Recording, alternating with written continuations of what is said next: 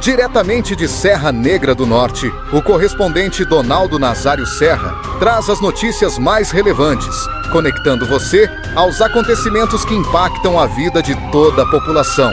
A Câmara de Vereadores aprovou na sessão de ontem o projeto de lei de número 03/2026, de autoria do Poder Executivo Municipal, autorizando o prefeito a abrir crédito adicional especial no Orçamento Geral do município no exercício de 2026. Com a aprovação das comissões de Constituição e Justiça e de redação final, fica o Poder Executivo autorizado a abrir crédito no valor de R$ 3.122.583,50, cujo objetivo desse recurso é destinado à construção de unidades habitacionais no âmbito deste município. O programa Garantia Safra, vinculado ao Ministério do Desenvolvimento Agrário e Agricultura Familiar, referente ao ciclo agrícola 2024-2025, deverá ser liberado o pagamento ainda no decorrer do mês de março. A previsão da liberação dos recursos é considerada apenas aos municípios que conseguirem comprovar perdas significativas na produção agrícola provocada por eventos climáticos adversos, como, por exemplo, estiagens prolongadas ou excesso hídrico durante o período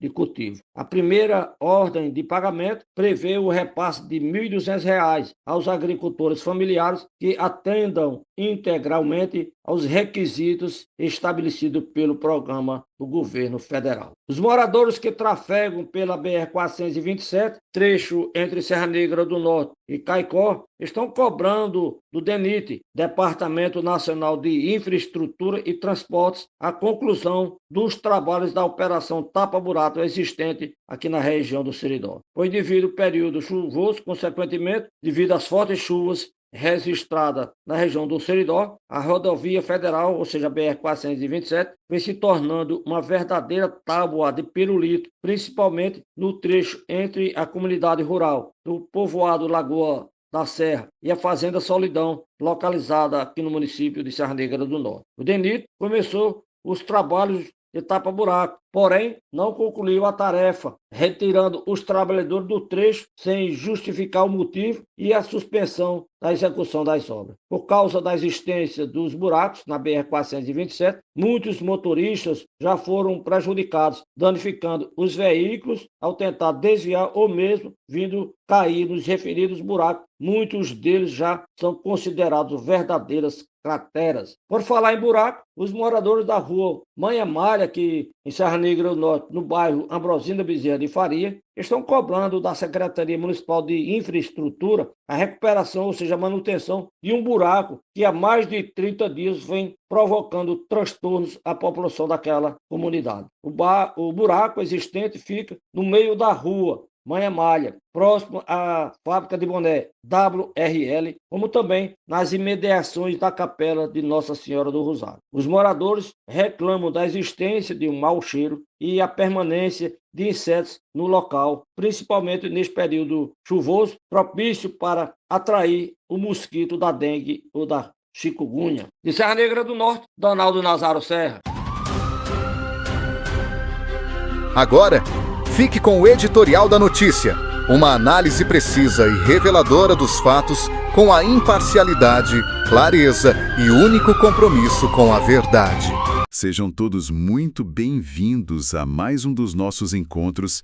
É sempre um prazer enorme ter a companhia de quem nos ouve para mais uma das nossas análises aprofundadas. Com certeza. E olá para toda a nossa audiência. Aquele momento em que a gente pega uma verdadeira montanha de fontes, documentos formais, relatos diretos e transformamos tudo isso em uma conversa clara, acessível e, eu espero, reveladora. Esse é o nosso objetivo principal, sempre. Exato.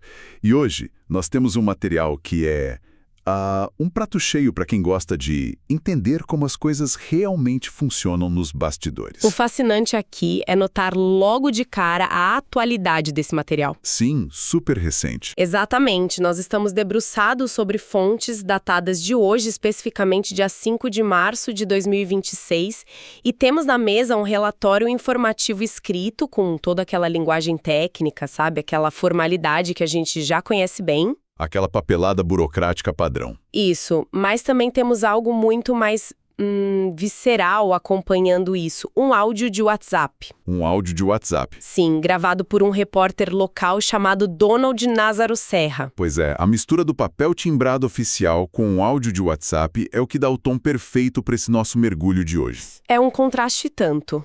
E a nossa grande missão aqui é usar um lugar bem específico como uma espécie de lente de aumento. Um laboratório. Isso.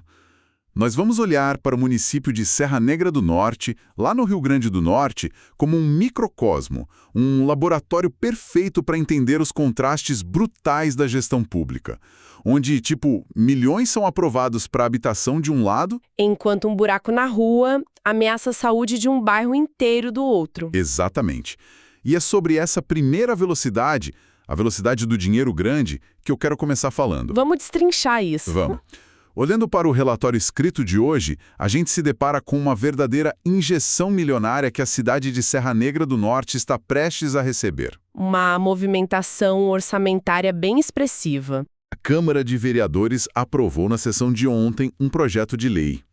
É o projeto de lei número 03/2026, que veio direto do Poder Executivo Municipal. Mas olha, o que me deixou de queixo caído não foi nem apenas a aprovação em si. Foi o número exato que está no documento. Os famosos 3 milhões. R$ 3.122.583,50. É muito específico. Eu sempre acho curioso quando um documento público traz esses 50 centavos. Dá uma sensação de que cada moeda foi friamente calculada. E, na teoria, deveria ser mesmo. Mas falando sério, o destino dessa montanha de dinheiro é muito claro no texto. A construção de unidades habitacionais. Que é uma pauta super importante para qualquer município. Com certeza. Só que o documento usa um termo técnico muito específico. Ele diz que o projeto autoriza a prefeitura a abrir um crédito adicional especial no orçamento deste ano. Crédito adicional especial. Isso. E como a gente traduz isso para quem está nos acompanhando? Isso quer dizer que a prefeitura simplesmente achou 3 milhões perdidos no fundo de uma gaveta? Definitivamente não. Na administração pública não existe achar dinheiro na gaveta.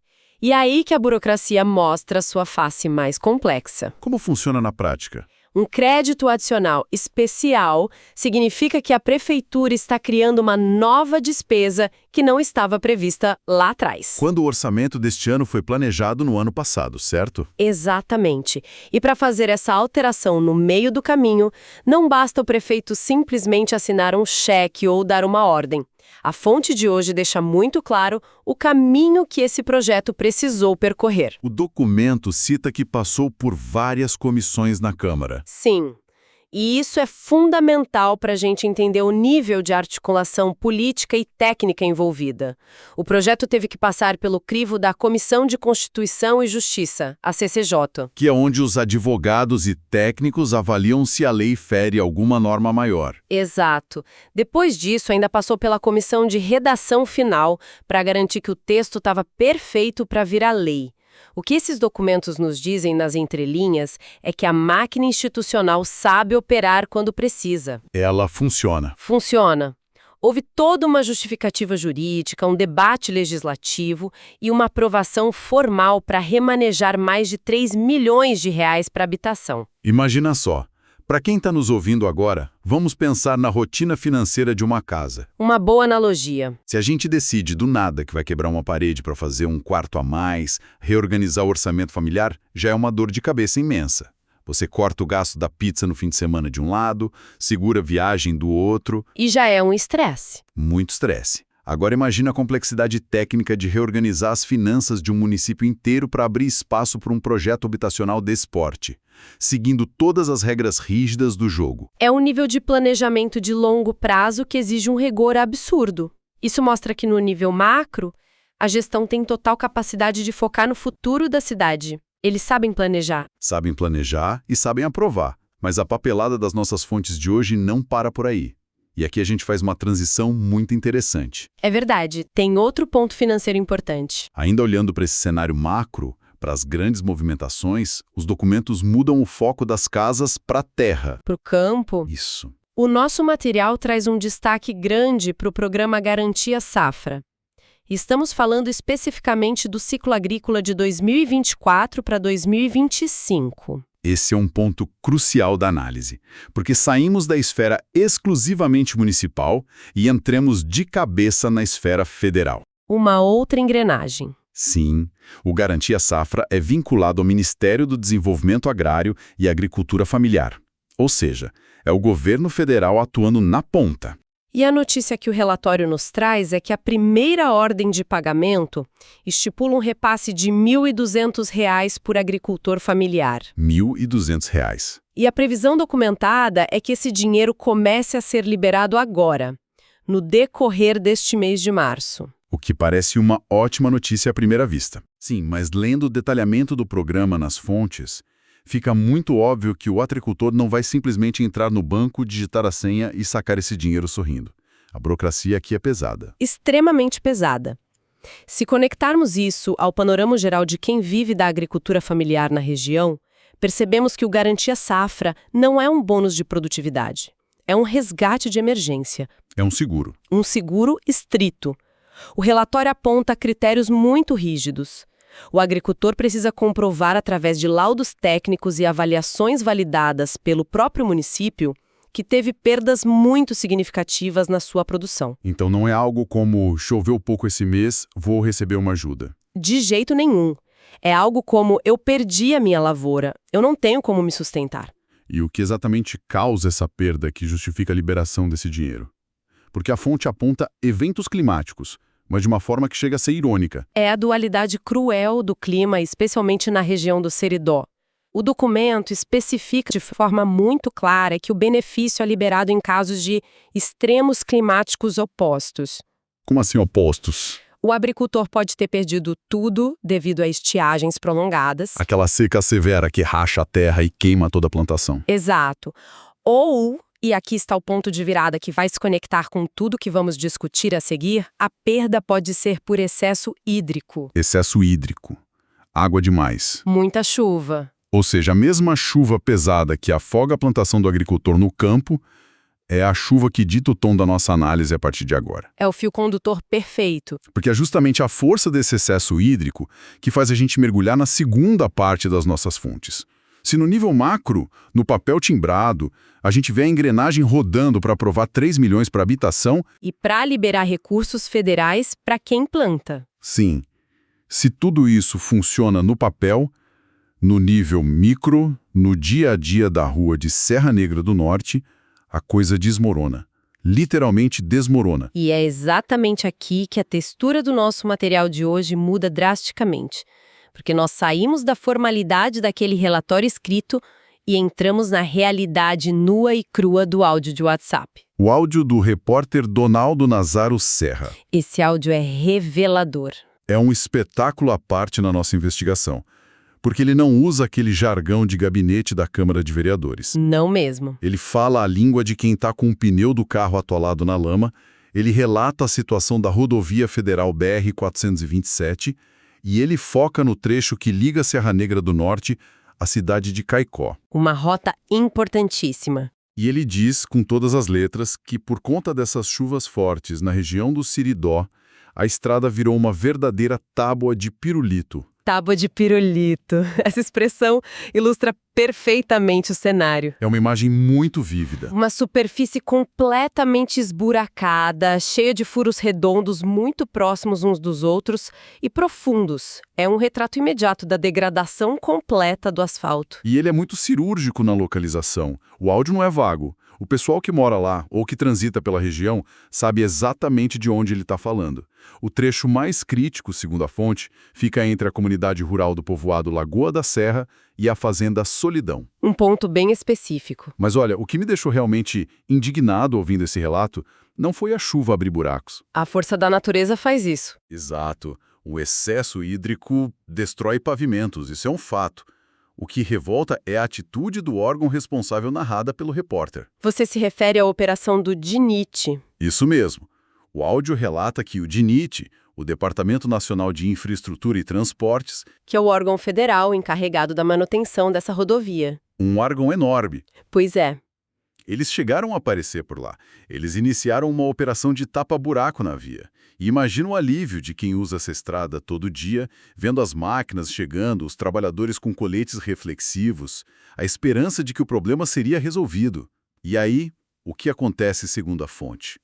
A equipe de trabalhadores é retirada do local e as obras são simplesmente suspensas. Vão embora do nada. E o detalhe mais grave que o repórter aponta não é nem só a paralisação, é o silêncio.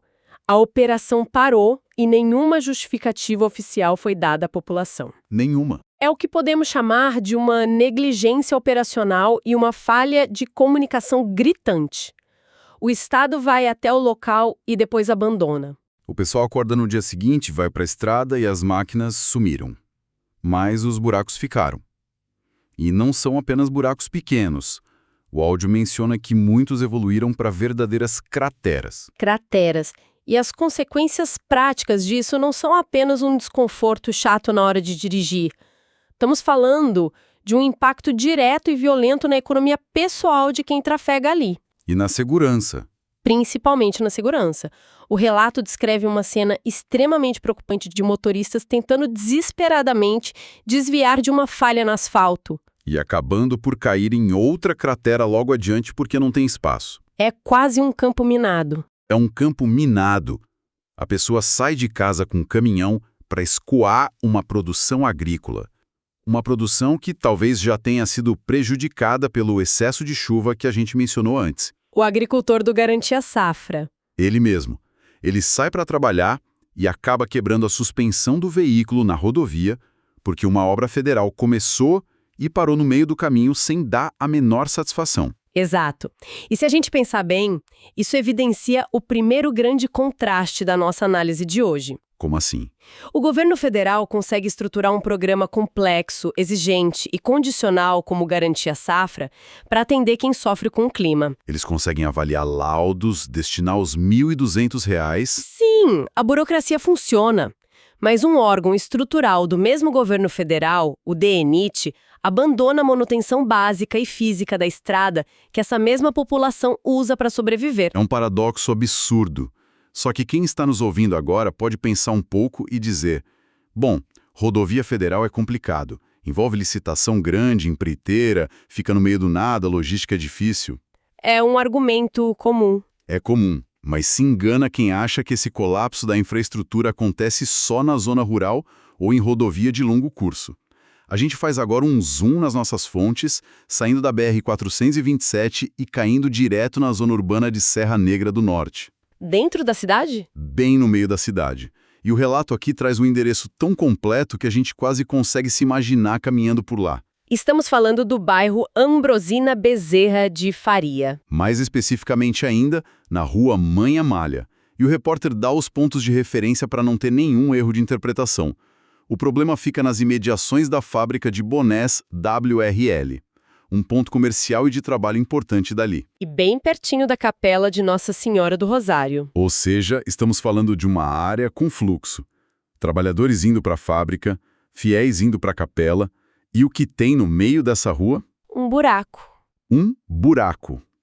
Apenas um buraco. Mas atenção, não é um buraco que abriu ontem de noite por causa de uma chuva forte que pegou todo mundo de surpresa. O que os relatos afirmam categoricamente é que a Secretaria Municipal de Infraestrutura está simplesmente ignorando essa cratera no meio da via urbana há mais de 30 dias. 30 dias. Um mês inteiro.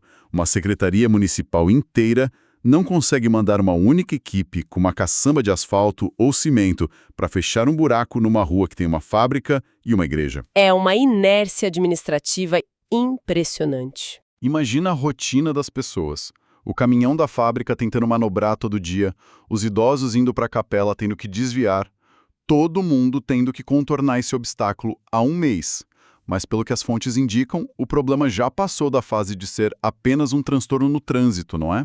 Sem dúvida. E isso levanta uma questão essencial sobre como nós enxergamos a zeladoria urbana de forma geral. Como o problema evolui. Exato. Um problema de pavimentação, quando é negligenciado pelo poder público, raramente continua sendo apenas um problema de pavimentação. Ele sofre uma mutação. Ele piora em outras frentes. Os moradores da Rua Mãe Amália descrevem perfeitamente essa escalada do caos nas nossas fontes. Começa com a dificuldade de mobilidade, o carro desviando. Depois, com o tempo passando, a sujeira da rua se acumula ali dentro. E um mau cheiro se torna uma constante na vida de quem mora ou trabalha perto. Imagina o cheiro de um buraco aberto no asfalto, acumulando lixo da rua por 30 dias sob o sol. E então entra em cena, novamente, o grande catalisador da nossa história de hoje. O clima. A chuva. Aquele mesmo período chuvoso. O excesso hídrico que destrói rodovias federais e afoga plantações enche esse buraco de 30 dias na área urbana. E a água fica parada? E em um país tropical como o nosso, água parada em um buraco no meio de um bairro residencial não é só um incômodo. É o cenário perfeito para um desastre sanitário. É o criadouro perfeito. É um berçário ideal para a proliferação de mosquitos. O que os moradores relatam agora não é mais a frustração de ter que desviar o carro. É o pânico. É o pânico real de conviver com um vetor de doenças infecciosas literalmente na porta de casa. Uma omissão administrativa na área de infraestrutura municipal evoluiu, no espaço de 30 dias, para o risco direto de um surto de dengue e chikungunya na comunidade do bairro Ambrosina Bezerra de Faria. É uma transição de um problema de obra para uma emergência de saúde pública. Isso é extremamente sério. A gente está falando de risco à vida por causa de um simples tapa-buraco que não foi feito. É aí que a cabeça da gente dá um verdadeiro nó quando colocamos todas essas informações lado a lado na mesa. Vamos recapitular rapidamente o que esse nosso mergulho nas fontes nos mostrou hoje. É importante fazer essa síntese. De um lado, você tem uma Câmara Municipal se reunindo, passando por comissões de justiça, por comissões de redação final, votando e aprovando um projeto de lei complexo que movimenta mais de 3 milhões de reais para o orçamento de habitação de longo prazo. É a máquina pública operando no seu mais alto nível de formalidade e planejamento futuro. E no mesmo nível macro, você tem a estrutura do governo federal operando para analisar laudos climáticos e liberar repasses orçamentários do Garantia Safra para tentar equilibrar a balança econômica de quem produz. Tudo no papel, tudo nos conformes. Mas quando a gente desce da planilha do Excel e do diário oficial direto para o asfalto, a realidade simplesmente capota. É um choque de realidades. Você tem rodovias federais virando tábuas de pirulito, com equipes do DNIT sumindo do mapa na calada da noite e deixando para trás crateras que quebram carros e arriscam vidas. E você tem uma prefeitura que articula 3 milhões de reais na Câmara com facilidade, mas que passa 30 dias sem conseguir tampar um buraco na frente de uma fábrica de uma capela e de uma capela. Deixando a água da chuva empoçar e o mosquito da dengue se criar no meio da rua, ameaçando os moradores. O que esses documentos e o áudio do repórter revelam para nós hoje é uma fratura muito peculiar do nosso sistema público. Uma fratura estrutural. Eles mostram que o Estado, seja na esfera federal ou na esfera municipal, sabe perfeitamente desenhar políticas públicas e alocar recursos expressivos no papel. Eles dominam o trâmite jurídico. Dominam o trâmite, dominam a visão de longo prazo e as grandes cifras. A falha, o colapso verdadeiro que a população sente na pele todos os dias, está na manutenção contínua. Na gestão do dia a dia. Na capacidade operacional diária de resolver problemas urgentes e menores antes que eles se transformem em crises de saúde ou de segurança pública. É exatamente isso. É a diferença gritante entre assinar um cheque de 3 milhões numa sala com ar-condicionado e ter a logística e eficiência de botar o piche no chão quando a chuva passa. O contraste entre o planejamento macro e a zeladoria micro. E é exatamente esse abismo profundo entre o papel e o asfalto que deixa a gente pensando muito. Para encerrar a nossa investigação de hoje, eu quero deixar uma provocação para quem está nos ouvindo. Algo para a gente mastigar ao longo da semana, construído em cima desses relatos tão vívidos de Serra Negra do Norte. Uma reflexão necessária. Quando a gente observa a fluidez com que o poder público consegue mover milhões em planilhas orçamentárias e aprovar projetos de longo prazo, mas ao mesmo tempo fracassa miseravelmente em fechar um simples buraco que ameaça a saúde de todo um bairro com um surto de dengue, fica a grande pergunta no ar. Qual seria? Será que as nossas estruturas de gestão desaprenderam a lidar com a urgência e a simplicidade do agora, justamente por estarem tão obcecadas em criar e aprovar as grandes planilhas do futuro? É uma excelente provocação. É um contraste que incomoda, mas que precisamos continuar observando de perto. Eu agradeço demais a cada um de vocês que nos acompanhou até aqui em mais essa análise aprofundada das fontes. Foi um debate riquíssimo. Muito obrigada pela escuta atenta de todos. A companhia de quem nos ouve é o que faz todo esse trabalho valer a pena. Continuem de olhos bem abertos, lendo nas entrelinhas dos documentos oficiais e prestando muita atenção nos relatos das ruas. Entender o jogo é sempre o primeiro passo para cobrar melhorias reais. Um grande abraço a todos e até o nosso próximo encontro. Você acabou de acompanhar as principais notícias de Serra Negra do Norte com o correspondente Donaldo Nazário Serra, que há mais de 50 anos vem levando informação com seriedade, compromisso e credibilidade a toda a comunidade do Seridó do Rio Grande do Norte e da Paraíba.